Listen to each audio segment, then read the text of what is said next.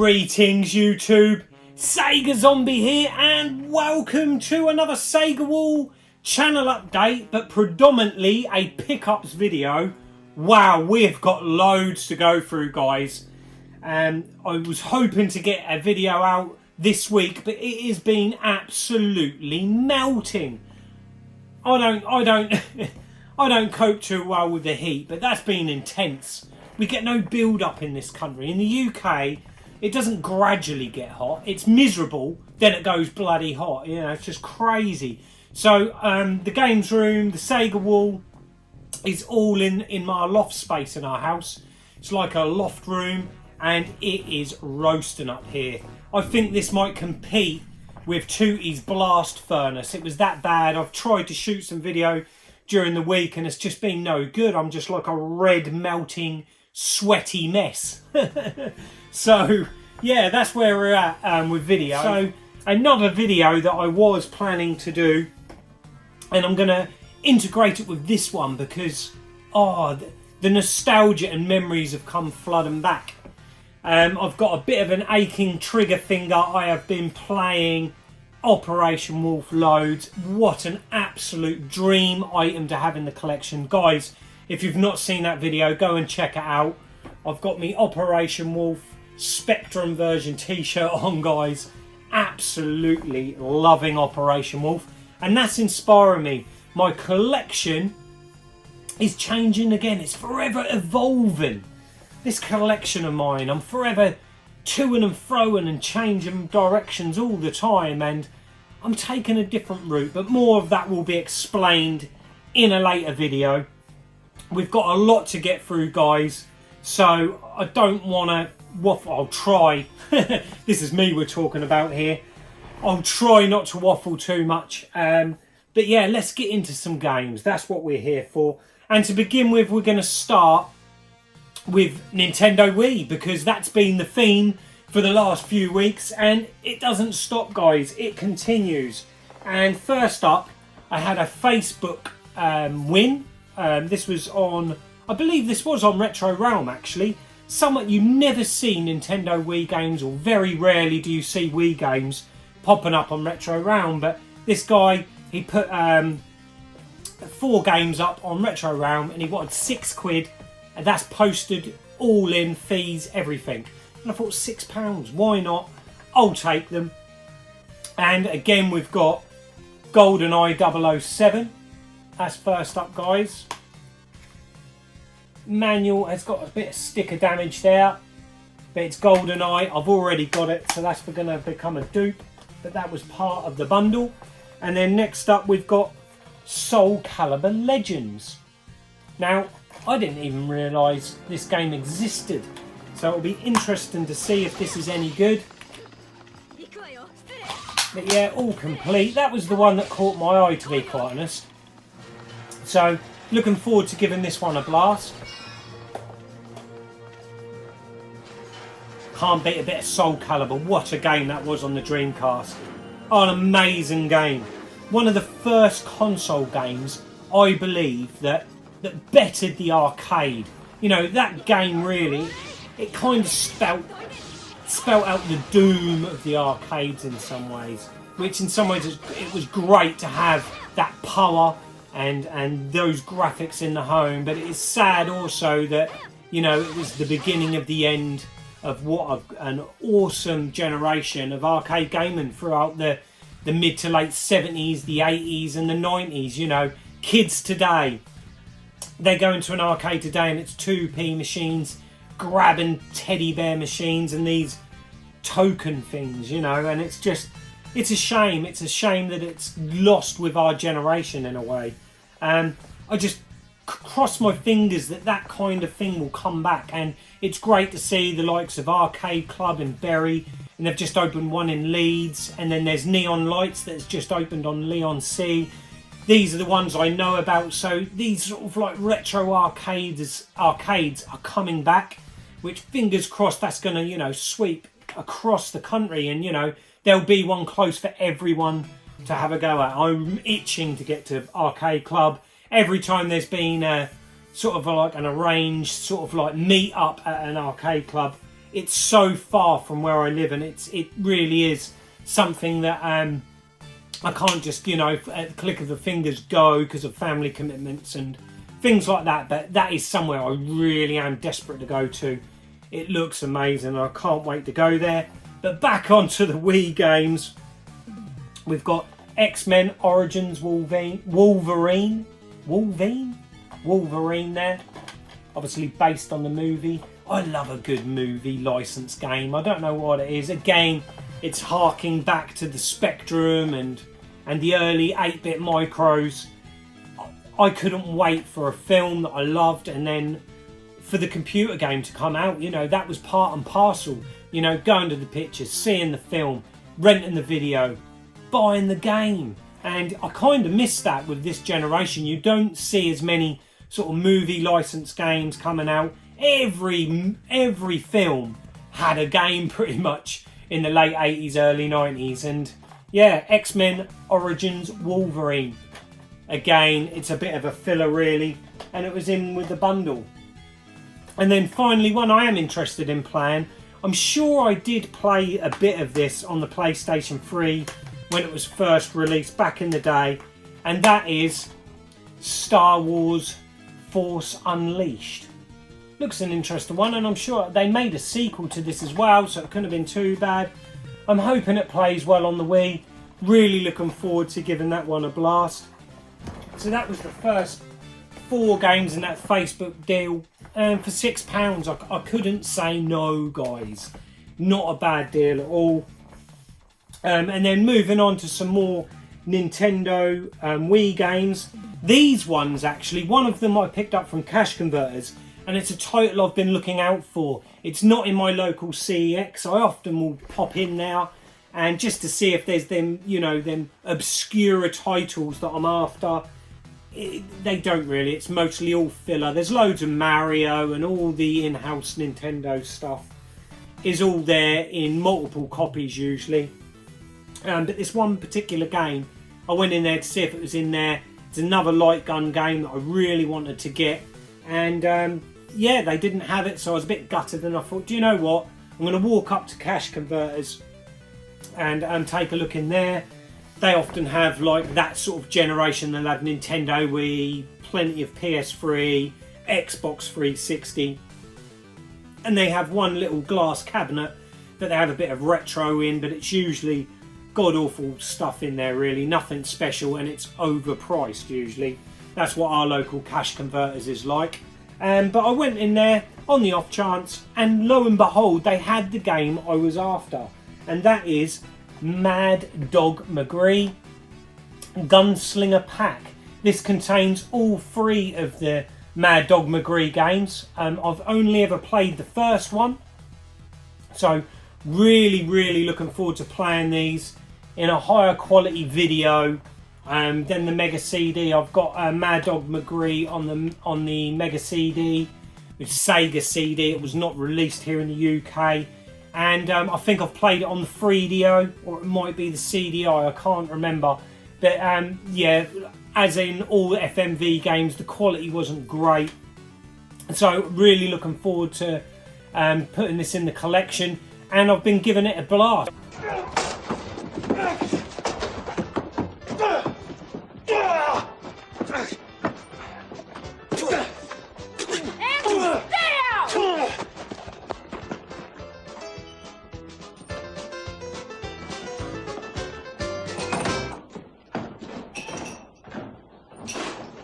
Be careful, that's Mad Dog's boys over there.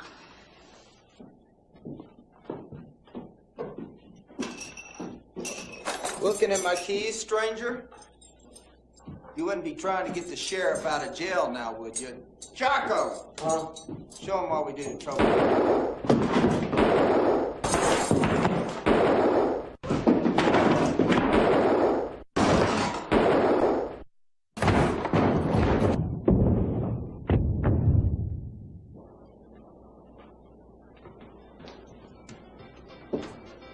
Thanks, stranger. I'll forever be beholden to you. I know you're looking for Mad Dog. But remember one thing. He wears a bulletproof vest, and here's the keys.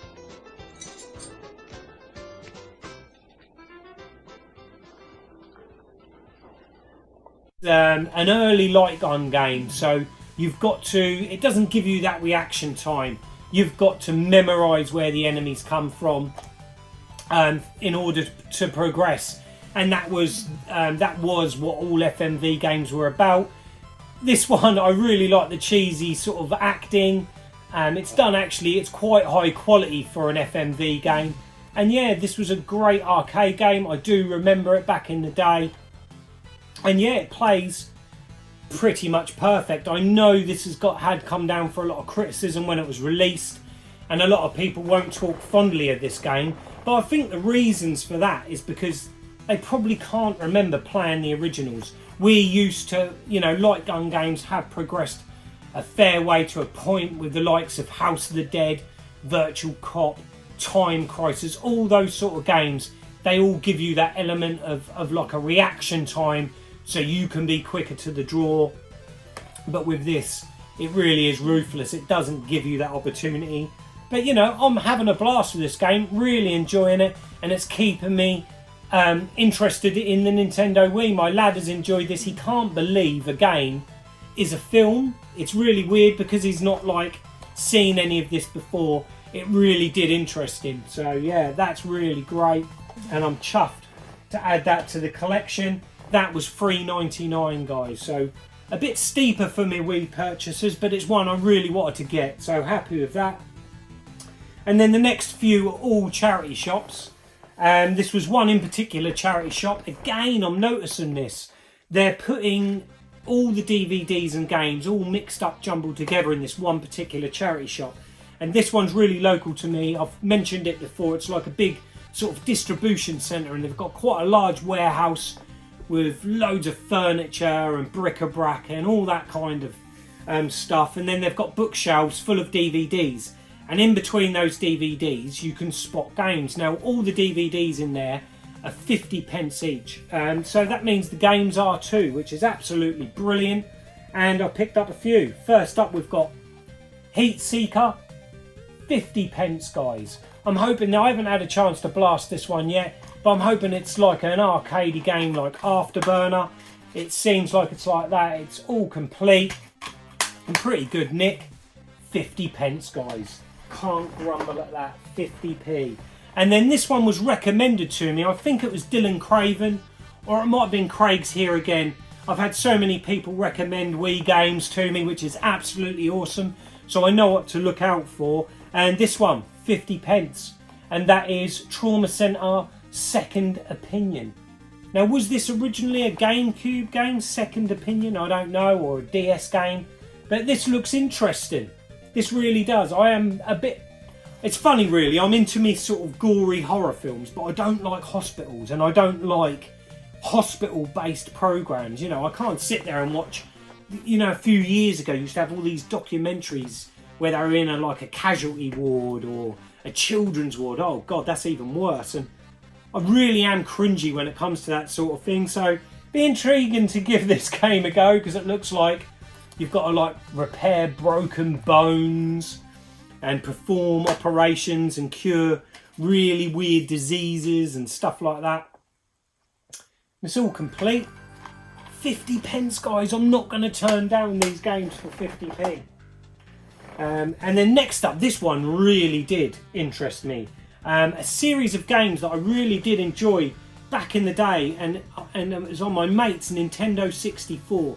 My best mate at the time, he went for the N64. I remember we used to play Mario Kart and the likes, but a series of games I really did like, because one of them was in our local arcade, and that's the Cruisin' Worlds. The Cruisin' World games, like Cruisin' USA, Cruisin' Europe, Cruisin' World. Absolutely, really did like them sort of arcade races. And I picked up this one, Cruise N. And it's also done by Midway. So by the same guy that worked on Cruisin' World and Cruisin' USA. I think Midway might have lost the name. I had a quick look to see if this was a cruising game, and I think it kind of is. I've not had a chance to give it a proper blast yet. It's okay, it's pretty average. Not as good as the original cruising games, but you know, it was 50 pence, guys. and I'm going to add that like I will any game. Another game that's been highly recommended to me by loads of people saying I've got to get hold of this one. And again, 50 pence, guys. And that is Zack and Wiki Quest for Barbarous Treasure. Is that Barbarous? Barbarous. Quest for the Barbarous Treasure. I'm probably butchering that again, guys, as I normally do. But look at that. This game is absolutely fantastic. I've really been enjoying this one. Thank you guys for recommending this. This really is a top-notch game. It's kind of like a puzzle, sort of strategic actions, adventure sort of style game where you've got you'll be in one area or something like that, and you've got set puzzles that you've got to solve by using the motion controls. And this really does use the motion controls brilliantly. You've got so many different things you can do, like you can blow on the controller, wave the controller, wind the controller, all to get through these puzzles. And it's quite cryptic and quite a tough little game. Beautiful graphics. This really is a top drawer Capcom game. And 50 pence, guys. I'm absolutely bloody blown away by this game. Absolutely awesome. Once I get a bit more tired of Operation Wolf, which has just been consuming my time, guys. Oh, this finger's giving me absolute jip. I'm going to end up with arthritis in this joint, I think. But yeah, Operation Wolf, guys, been absolutely amazing. So once maybe the novelty dies off a little, which I don't think it's going to anytime soon, I'm going to get right into this game because I've really enjoyed the few stages and levels I've played of it. It's really good. So that's Zack and Wiki. And that's it of Nintendo. Sorry to disappoint Alex. But no more Nintendo for this episode. We're moving straight on to Sega now, guys. Oh yes. We've got some absolutely stonking Sega. Oh, a sip of the juice. Yeah, like I was saying, we are getting our teeth into some absolutely glorious Sega. I'm buzzing, guys. We've got two blue spines that, one of them is, well, both of them really, but one of them in particular, I've been chasing for so long. I've missed out on it loads, and it doesn't come up very often. It's a rare game. But before we go into that and the two blue spines, I just wanted to touch on something again, which is a generation thing that is going to die with our generation. And a few of these games that I've picked up has actually really jogged this memory of mine and made me remember, and the nostalgia in Blockbuster Video. And in our way we had Choices Video, and we had a company called Fast Forward. Yeah, that's it, rental. Going in there on a Friday, a Saturday, going and grabbing a film to rent and a game. This is how I managed to get to play so many Mega Drive games. And one of these games that I've picked up is a game that I rented quite a few times. And in some ways, renting saved your money in the fact that sometimes you would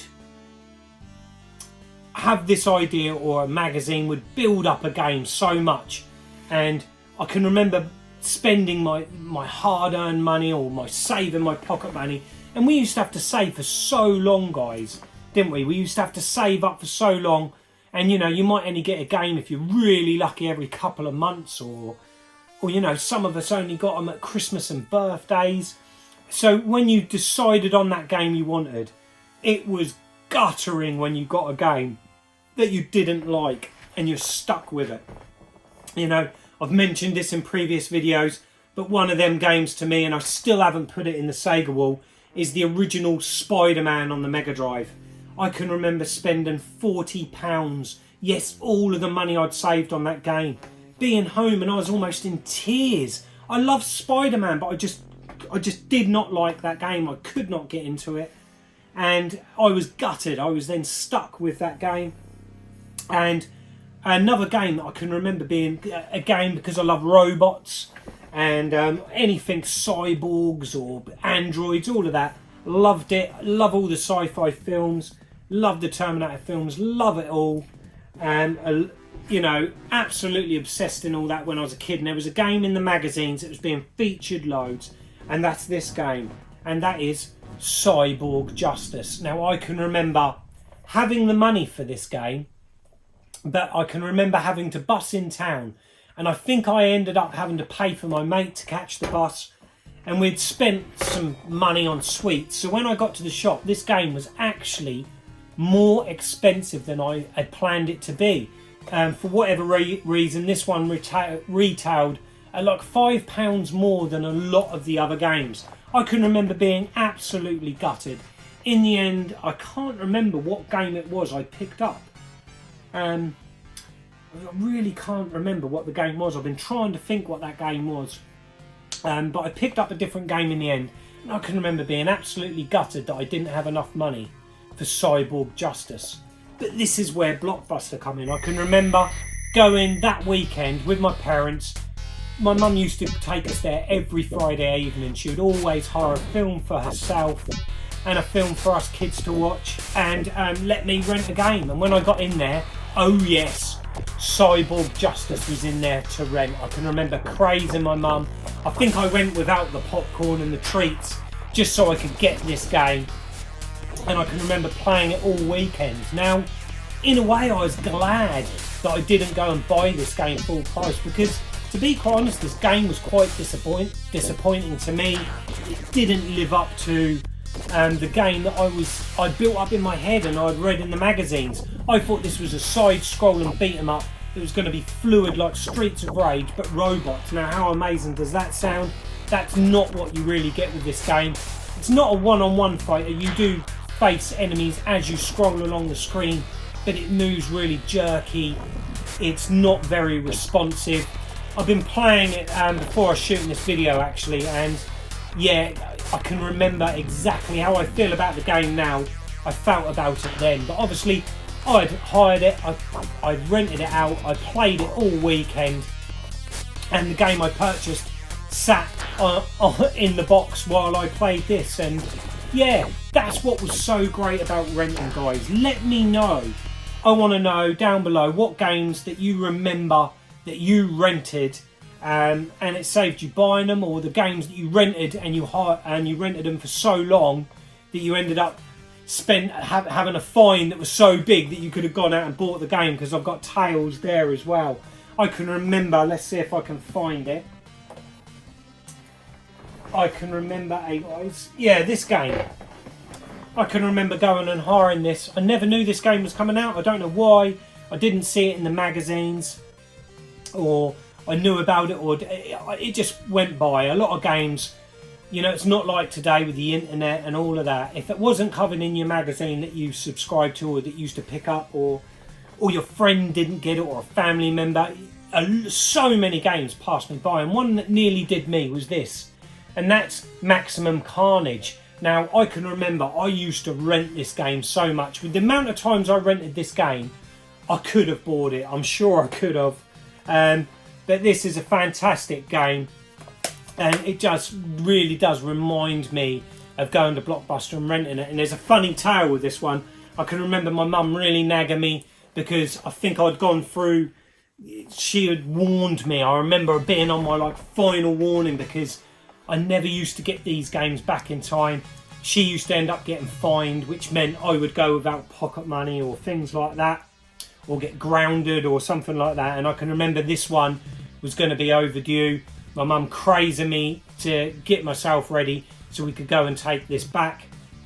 And in doing so, I can remember, because the Blockbuster videos, they used to come in like a video case, and I can remember the cartridge would be loose inside, and I can remember having my big hoodie, just putting that into the pocket of my hoodie, going to take a piss, went into the toilet, and as I was doing the business, as you put it, the game fell out of my hoodie and fell into the toilet where I just urinated in, and I can remember having to fish it out.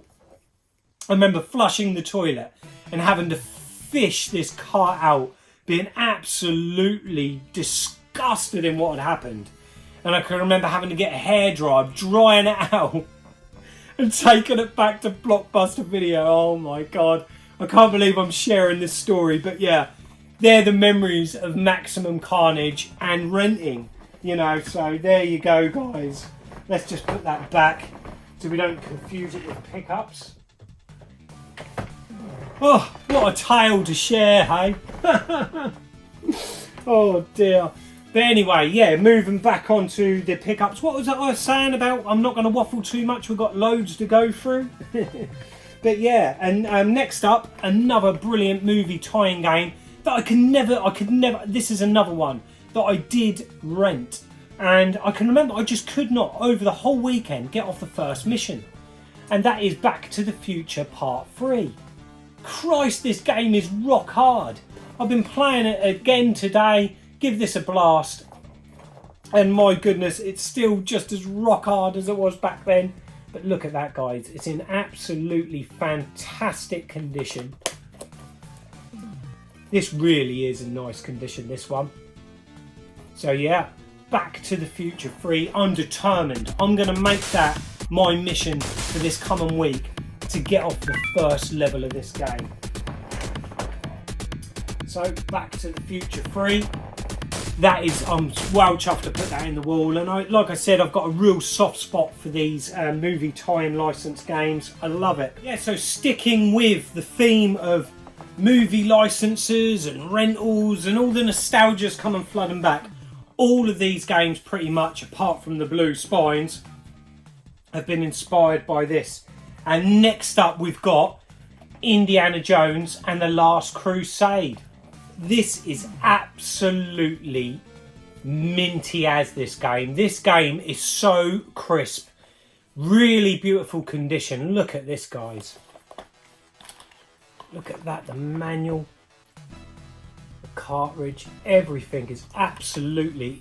The guy said to me that this was mint. This is Nick Brown, Vintage Gamer. He done me a fantastic deal on these, and this is sort of like the going rate that you'll pay for Indiana Jones is what he charged me for this one. But this is absolutely glorious. And all of these games that I've got off him so far have been absolutely spot on. So there's Indiana Jones. Before we put it up there, again, I can remember renting this game, being really disappointed with it. I'm a massive Indiana Jones fan. I adored the Indiana Jones games on the Amiga, the point and click ones. And I didn't mind the arcade game. I can remember, was that Atari? I'm not sure if it was Atari or not, but there was an Indiana Jones game in the arcades which I kind of liked because I was so into Indiana Jones. And yeah, I can remember being so disappointed with Indiana Jones on the Mega Drive. I remember renting it, and it's just a broken game. The gameplay, it's very slow gameplay wise, and again you find yourself getting cheap kills because you've got to memorise the level. You've got to know exactly what you're doing. I can remember the cart bit and playing this recently again. That's a part that really frustrated me a lot, is when you jump into the mine carts, and if you don't time them jumps just right, you know, you can't see this coming. You've got to know when to push that jump button to jump from the carts, and yeah, it's very frustrating. Slow game. Looks okay, not a bad looking game, but yeah, overall disappointing, but one I've got to put in the collection. It does hold nostalgia, and everyone from my generation who didn't like Indiana Jones, hey? So yeah, let's put that up in the Sega wall. And like I said, these are all from Nick. All these Mega Drive games are from Nick Brown. He done me an absolutely fantastic deal, and I'm buzzing about this next one, guys. I know that I was kind of gutted, and I've wound Dave up, Dave Jameson, my Sega brother from Scotland, the Ultimate Warrior as I call him. We've had a bit of banter over this because he actually sold his copy of this, and he promised that to me. Yeah. So, so yeah, it's kind of gutted.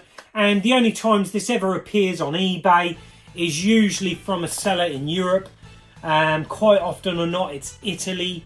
I've seen a couple in Germany as well. So this is a really tough game to get. And it's a blue spine, guys, and I am chuffed sick with this. And that is Addams Family Values. Oh my god, I have been chasing this game for so long. And the longer I've gone on without getting it, the more and more it's rising in value. This is absolutely, this might even beat Indiana Jones. This truly is absolutely stunning condition. And Nick said it himself that this was one of the best Mega Drive games, blue spines condition wise, he's ever seen. And look at that manual. That looks like it's untouched. The cartridge, we always know about the blue spine and the label lifting on the cartridge.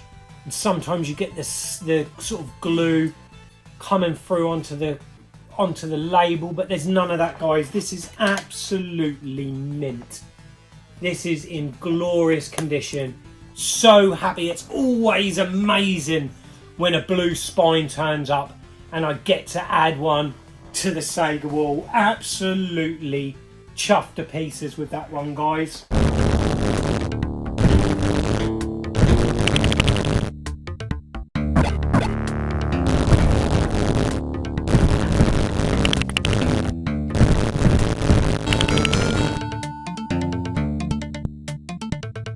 And we're going to put that one here next to Cyborg Justice. We'll move Mad Dog over there because we've got, oh yes guys, Nick has only done me a fantastic deal on the rarest game. I think it's safe to say that this is probably the rarest game on the Mega Drive. It's a damn mission to get hold of. And without further ado, let's not hold it up. We've got the death and return of Superman. Boom!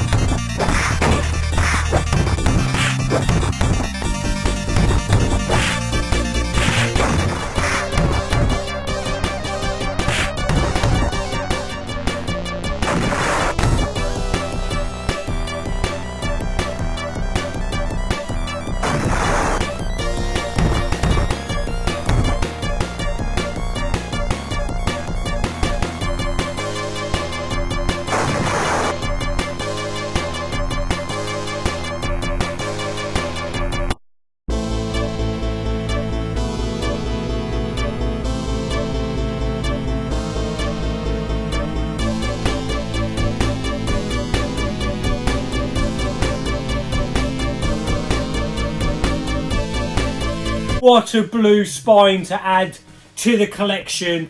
The biggie is out the way, boys. I'm absolutely buzzing over this one. I am so happy to have this in the collection. It's in pretty good condition. There is a slight little bit of ruffling, which is more visible if you take the inlay out. But apart from that, it's in really nice condition, guys. Look at that. The last biggie to get. You know, I know I've got Wily Wars to get, but that really will be the last game. I hate Mega Man. I've never been a Mega Man fan. even when I was a kid. The manual is an honest manual. It's I'd say a 7 out of 10. It's got a little bit of creasing to the top there, and then the cartridge has like a real weird scratch on the label. I don't know if the camera's going to pick that up, but really this is absolutely fine for me. And the price I got this at, I am not going to complain. I am so happy, guys, and it feels like I'm really getting somewhere now with the full UK PAL set, getting this one into the Sega wall, and I've been giving this one a blast. It's something that we can talk about in comments, guys, and I don't know if you guys know anything about this, but this game crashes out, and it's random. It's not in the same place. I've noticed the first 2 stages of the game, and it can happen pretty much anywhere, is the game will freeze, the music will continue, but then you get this god-awful sound and the whole game just crashes out. And I was like, oh my god, there's something wrong with it. Oh no, I've invested into a game that's got an issue. And I went onto the online, I've asked people. Unfortunately, because this is such a rare game, not that many people have got it. I used to have this years ago, the Genesis version, and I had no issues with the Genesis version of this game. I've tried not using my modern wireless pad. I've been using a wired pad. I've used a 3-button pad, a 6-button pad. I've changed it from 50 Hertz to 60 Hertz. I've done everything, and every now and again this game will freeze and crash out, which is really annoying because I want to play this game all the way through and finish it. But it's pot luck, really, Russian roulette, whether you're going to get past them first 2 stages without this crashing out. I went and done some investigating. I've googled online, I've gone on to many Mega Drive and Sega forums, some from a few years back now, and there is a lot of people talking about this issue from a few years, probably a decade or so ago, when collecting, sort of like retro Mega Drive collecting anyway, started becoming more popular. And yeah, there's quite a few people talking about the death and return of Superman. I don't know if this is true, and like I said, it's the internet, so we might need to take it with a pinch of salt.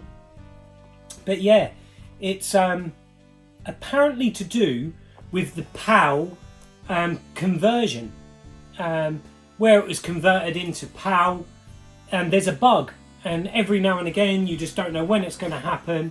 It will crash the game, and apparently Sunsoft and Acclaim were fully aware of this bug, hence why this got a very limited release here in the UK, and this is why this is the rarest game on the Mega Drive.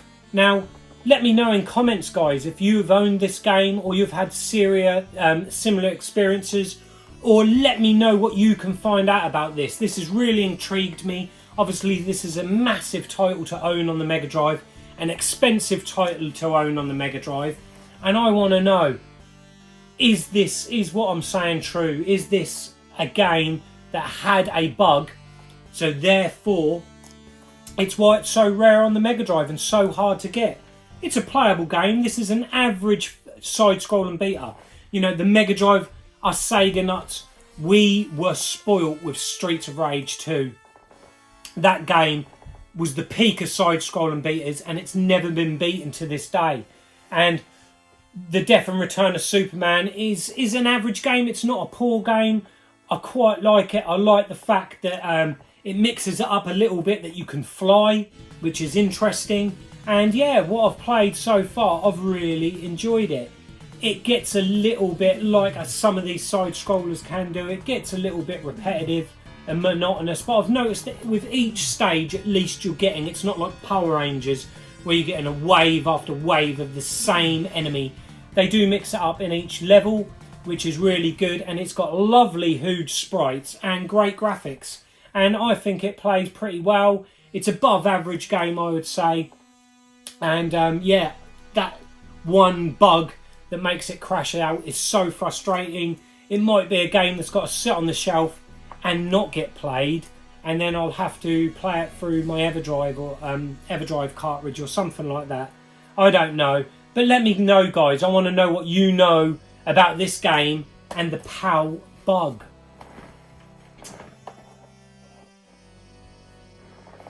And then moving on to the final game, and that is a trade that I've done. I love doing a good trade. I haven't done a trade in ages, and it was really good. A fellow admin on Galaxy Sega, Stuart Marshall, he picked up a game on the original Xbox, a Sega title, that I was like, oh wow, I can't believe you picked that up. I think he paid like £1 for it in a local charity shop to him. And lo and behold, he goes and gets it again. And then he's like, Scott, I'm willing to do a trade. I had a few Mega Drive dupes. And he chose cannon fodder. That's it. I'd upgraded my cannon fodder. He wanted that. So we done a trade. And that was for Spike Out. Now, this is going for a pretty penny. Original Xbox games are creeping up in value. And this game seems to be going for like £20-30. It's crazy. But I swapped this with Stu for cannon fodder. It's in really nice condition, all complete. And I'm not sure if this is like a sort of sequel to Cannon Spike. I don't know. I really don't know. I'm really interested to play this. It looks like a modern sort of like take on a 2D side-scrolling beat-up, but it's like a 3D, obviously, side-scrolling beat-em-up. Return to your roots and reignite the battle between the legendary gangs of Dieseltown. Up to 4-player co-op, gameplay online and offline. So yeah, I'm really looking forward to playing this. I've not had a chance to blast it yet. Like I said, with all this heat, I've been in the garage with the doors open playing some Operation Wolf Boys. That's where I've been at. So yeah, this game looks definitely my kind of game. 10 years have passed since Team Spike eliminated Team Inferno from the streets of Dieseltown in the final showdown of a legendary gang war. Bad blood remains between the two teams, and now the big boss, Michael, returns with a fiery new team of Inferno fighters that can't wait to settle the score. Due to the absence of the heroic Spike, his son Spike Jr. must set up to battle his father's nemesis and try to live up to his farmer's great name. Farmer? Father. But yeah, this looks interesting. Like I said, can't wait to give it a blast. And there's the pickups, guys. Whew! We got there, boys. We got there. And there we go. That is the pickups for this week. Like I said, guys, I'm working. Wow, it's been a bit of a cull in video footage and shooting up here anyway. But now the weather's cooled down, I'm going to get straight back on to getting these 16-bit videos. I'm hoping to get some other YouTubers involved with these videos as well. I think that's going to be really good. And I just want some banter, and I want to bounce off some of these Nintendo boys and see where we can take the 16-bit war videos. That's enough. I think this video is going to go on and on and on, guys. Until the next time, I'm Sega Zombie. Goodbye.